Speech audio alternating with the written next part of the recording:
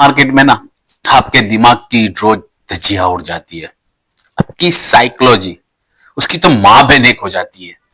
आप चाहे कैसे भी कर लो, लेकिन आप कंट्रोल, टोटली कंट्रोल कभी नहीं रहने वाले, क्योंकि मार्केट है ही ऐसा। अच्छे अच्छे के पसीने छूट जाते हैं। वो है ना, हमारे इंडिया में एक कहावत है कि जिसे कोई नहीं डुबा सकता, उसे सिर्फ और सिर्फ शेयर मार्केट ही डुबा सकता है। और हाँ, ये एकदम सही बात है। आप देखिए, चाहे कोई भी प्रोफेशन हो, अब उसमें आपका हार्ड मनी इन्वेस्ट करते हैं। सपोज बात करते हैं डॉक्टर। डॉक्टर अपने कैरियर, डॉक्टर बनने के लिए लोग अपने कैरियर की बहुत सी कैपिटल इन्वेस्ट करते हैं डॉक्टर बनने के लिए। इंजीनियर की बात करें या एक बात करते हैं और कि सपोज मुझे कोई बिजनेस छोटा सा स्टार्ट करना हो तो मुझे इसमें इन्वेस्टमेंट की जरूरत पड़ेगी, और हम उसमें 40 लाख 50 लाख इन्वेस्टमेंट करते भी है। लेकिन जब हमारा बिजनेस सेट हो जाता है तो उसमें हमें रिटर्न्स अच्छे खासे मिलने स्टार्ट हो जाते हैं। लेकिन यही बात अगर स्टॉक मार्केट पे आ जाए तो यहां पे रिटर्न्स जीरो है। जीरो।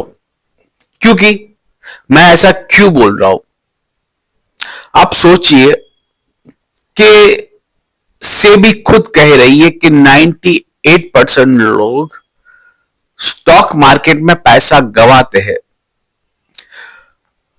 फिर भी लोग, अभी एक लेटेस्ट सर्वे आया था जिसमें बताया गया कि कोविड के बाद लास्ट 5 साल की बात करें तो 8 से 10 करोड़ जितने अकाउंट ओपन हुए हैं। अच्छा, लोग, ये बात तो अच्छी है कि लोग इन्वेस्टमेंट को लेके काफी अवेयर हो रहे हैं, और ये होना भी चाहिए, क्योंकि अगर पैसे आदमी को अगर रिच बनना है या अच्छी लाइफ जीनी हो तो साथ में एक्स्ट्रा इनकम होनी चाहिए। मैं स्पेशली बात कर रहा हूं एफएनओ की।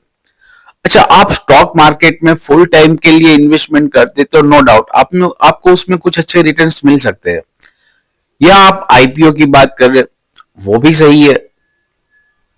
या फिर यदि आप स्मॉल कैप, मिड कैप या एसआईपी की बात करें तो सही है, उसमें आपको अच्छे खासे रिटर्न्स मिलते हैं और कंपनियां दे भी रही है। लेकिन हां, जो लोग पैसे जल्दी कमाने के चक्कर में ऑप्शन, फ्यूचर एंड ऑप्शन और स्टॉक ऑप्शन करते हैं, वो सही में बर्बाद हो रहे हैं। ये ऐसा छोटा सा स्वीट जहर है जो धीरे धीरे धीरे आपको पूरा निगल जाएगा, आपको पता भी नहीं चलेगा। क्योंकि एक्चुअली ये है ना, हमारे दिमाग के साथ स्टॉक मार्केट खेलता है। और मैं क्यों कहता हूं कि आदमी को हमेशा सब लोगों को, और जितने भी ट्रेडर्स है या न्यू कमर्स है, उनको सबको एफएनओ से दूर रहना चाहिए। उसका सबसे बड़ा कारण है कि उसकी वॉलेटाइल काफी है। एक तो आपको एंट्री और एग्जिट करने का मौका ही नहीं मिलेगा, और ज्यादातर कारण आप इतने कंफ्यूज रहोगे कि ना आप अच्छी एंट्री ले पाओगे ना अच्छी एग्जिट ले पाओगे। चलो, ये तो बहुत दूर की बात है, कॉमन सी बात करते हैं कि आपने यूट्यूब पे बहुत सारे वीडियो देखे होंगे जहां पे पता होगा आपको कि लोग चार्ट पैटर्न के बारे में बताते हैं, जैसे हैमर हो गया या डोजी हो गया या बुलिश एनगल्फिंग हो गया, बियरिश एनगल्फिंग हो गया। लेकिन उसको यूज कहां करे, क्योंकि ये कोई नहीं जानता है कि कौन सी कैंडल, सपोज हैमर बनी है तो हैमर बनी है, ठीक है, सपोर्ट पे बनी है या रेजिस्टेंस पे डोजी बनी है, लेकिन ये कब वर्क करेगी ये कोई नहीं जानता है। तो पहले तो आप यही कंफ्यूज रहोगे कि कहां एंट्री ले, और चार्ट पैटर्न भी इतनी कॉम्प्लेक्स है कि आप अच्छे से ट्रेड ही नहीं कर पाओगे। दूसरी बात, अच्छा, एक एग्जांपल ये देना चाहूंगा कि मैंने ये देखा है कि बहुत सारे लोगों को ये होता है कि पहले फला आदमी ने स्टॉक मार्केट से इतना कमाया, उसने आदमी ने इतना कमाया। अच्छा, ये क्या है? प्योर एंड प्योर एक गैम्बल है, सट्टा है। ऐसा मैं क्यों बोल रहा हूं? एक सपोज एक एग्जांपल लेते हैं। मेरे एक दोस्त ने, उसने अभी थोड़े दिन पहले फ्यूचर एंड ऑप्शन में 6 लाख रुपए जितने इन्वेस्ट किए थे और काफी ओटीएम प्रीमियम बाय किए थे। अब उस दिन अच्छा हुआ कि market 400-500 point gap up open हुआ यूएसए के इलेक्शन के रीजन। उसको नेक्स्ट डे प्रॉफिट हुआ 30 lakhs। बस यही रीजन है जब लोग अट्रैक्ट हो जाते हैं कि यार इसने इतना पैसा कमाया, चलो मैं भी अपनी किस्मत आजमाता हूं। और होता क्या है पता है? आपको पता भी नहीं चलेगा कि कब आपके पैसे धीरे धीरे धीरे करके आप अपनी सेविंग्स, आपकी हार्ड अर्न मनी। अच्छा, वो तो यहां तक तो ठीक है कि आपके पैसे कमाए हुए गवा रहे हो आप, लेकिन लोग लोन ले रहे हैं, अपने गोल्ड प्रॉपर्टी गिरवी रख के लोन ले रहे हैं और वो पैसा स्टॉक मार्केट में लगा रहे हैं। उसको पता नहीं चलेगा लोग कितने बर्बाद हो गए। इतने लोग बर्बाद हो गए, कईयों ने तो सुसाइड कर लिए, फिर भी इसका क्रेज छूटता ही नहीं है लोगों से। मैं आप सब लोगों से यही कहना चाहूंगा कि आप लोग कभी भी एफएनओ में ना आइए।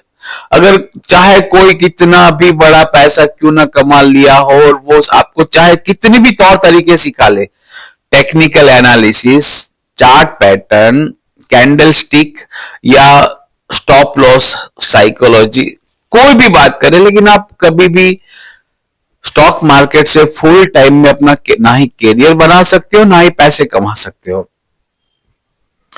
सपोज एक यहां बात करते हैं हम साइकोलॉजी की, कि आज मैंने सुबह सुबह ट्रेड लिया, मानते हैं कि मेरा 10,000 रुपीज प्रॉफिट हुआ। अब होगा क्या कि वही जहां पे मैंने एग्जिट लिया, वही प्रीमियम जो 100 रुपए में था वो 500 रुपए चला गया। बस यही से गेम स्टार्ट होता है और मेरे दिमाग में ग्रीड आता है, मेरी साइकोलॉजी खराब करता है। और मैं क्या सोचूंगा, जो 10,000 रुपीज मेरे पास आया है ना, उसमें मैं अपने आप को सेल्फ सेटिस्फाई फील नहीं करूंगा। और यहां से ही आदमी लालच में फंसता है और धीरे धीरे धीरे करके वो अपने सारे पैसे गंवाना स्टार्ट कर देता है। और एक बात होता क्या है कि एक मैं तो मानता हूं, पहले मैं नहीं मानता था लेकिन अब मानता हूं कि जुआ ही है। क्यों जुआ है? क्योंकि हर बार आप अपने पैसे दांव पे लगाते हो। ऐसा कौन सा बिजनेस है जहां पे हर बार आप अपने पैसे दांव पे लगाते हो? अच्छा, यहां पे ये लोग सब लोग बोलते हैं स्टॉप लॉस लगाना चाहिए, स्टॉप लॉस लगाना चाहिए, लेकिन कब मार्केट में बड़े प्लेयर ऑपरेटर्स अपना गेम बना देते हैं समझ में भी नहीं आता है। अगर स्टॉप लॉस आपने सिस्टम में सेट किया है तो कोई बात नहीं, अगर सिस्टम में सेट नहीं किया है तो आपकी सारी कैपिटल को जीरो होने में सिर्फ 1 सेकंड या 2 सेकंड लगेगी। दूसरी बात, अगर साइकोलॉजी की बात करें तो सपोज मानो कि मैंने एक एफएनओ में बैंक निफ्टी या मिड कैप निफ्टी किसी का भी मैंने ओटीएम प्रीमियम लिया और मैंने काफी हैवी इन्वेस्टमेंट किया, बड़े बड़े लॉट साइज पे ट्रेड किया। अब होगा क्या कि लॉस में तो मैं बैठा रहूंगा, क्योंकि ये शेयर मार्केट है ही, आपको लॉस लेने की तो ताकत पूरी देता है, लेकिन जहां पे आपका ट्रेड आपकी फेवर में हो या ग्रीन दिखने लगेगा, आपको तुरंत एग्जिट करा देगा। अच्छा, दूसरी सबसे बड़ी बात है कि अगर आप जब लॉस करोगे ना,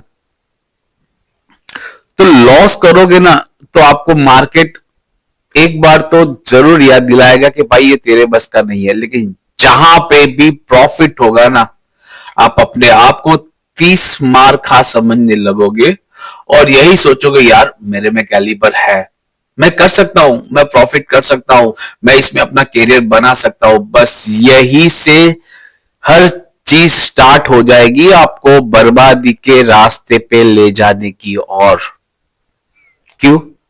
आप अपने आप को ओवर कॉन्फिडेंट समझने लगोगे।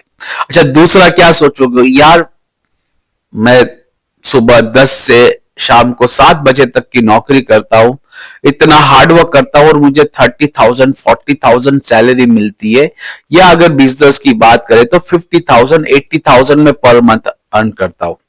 लेकिन अरे शेयर मार्केट ने तो मुझे 5 मिनट में 5,000 का प्रॉफिट दे दिया, 10,000 का प्रॉफिट दे दिया।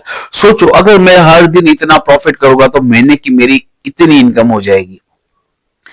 लेकिन बस लोगों को ये नहीं पता है कि अगर आप 10 दिन प्रॉफिट करोगे, लेकिन एक दिन ऐसा आएगा कि आपका प्रॉफिट तो प्रॉफिट, लेकिन आपकी सारी कैपिटल भी एक साथ उड़ा के ले जाएगा।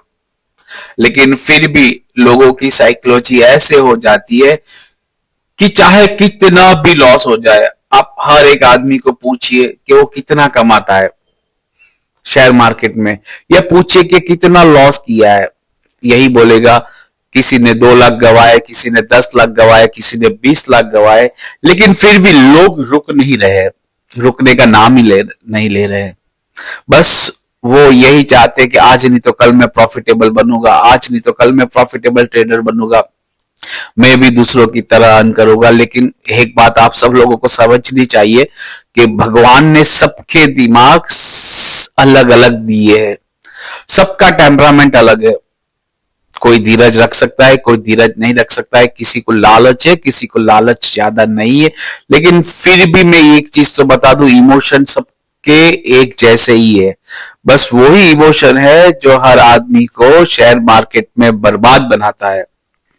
और ये बोलते हैं ना, एक दलदल है, खाई ये कुआं है, एक बार आप इसमें डूब गए ना तो निकल नहीं सकते हो। आज ऐसे कितने ही घर देखे कि जिन लोग बर्बाद हो चुके, रोड पे आ चुके हैं, जो करोड़पति थे आज उनके पास कुछ नहीं बचा है।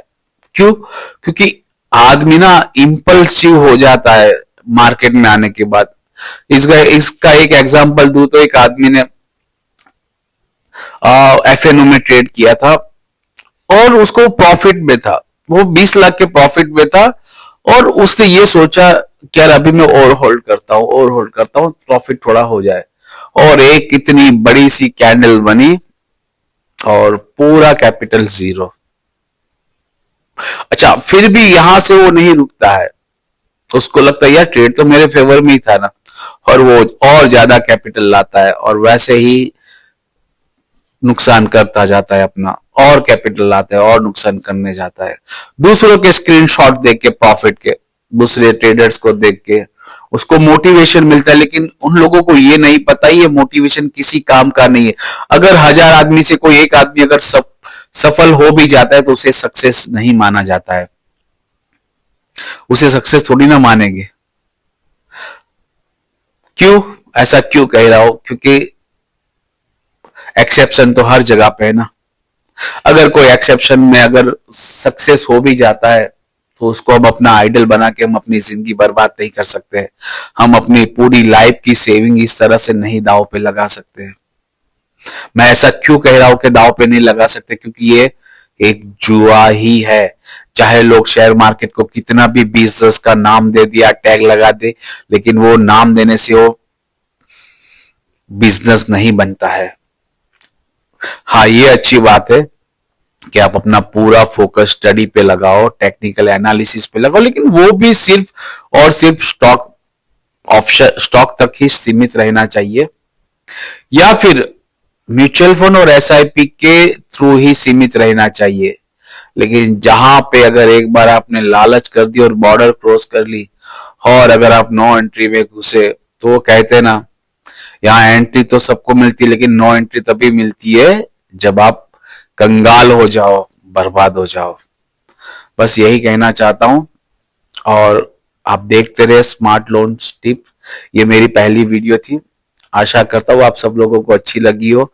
और मैं ये चाहता हूं कि अगर मेरी ये वीडियो बनाने से अगर कोई आदमी भी अगर संभल जाता है और किसी के पैसे गंवाने से बच जाता है तो ये मुझे काफी खुशी होगी। Thank you.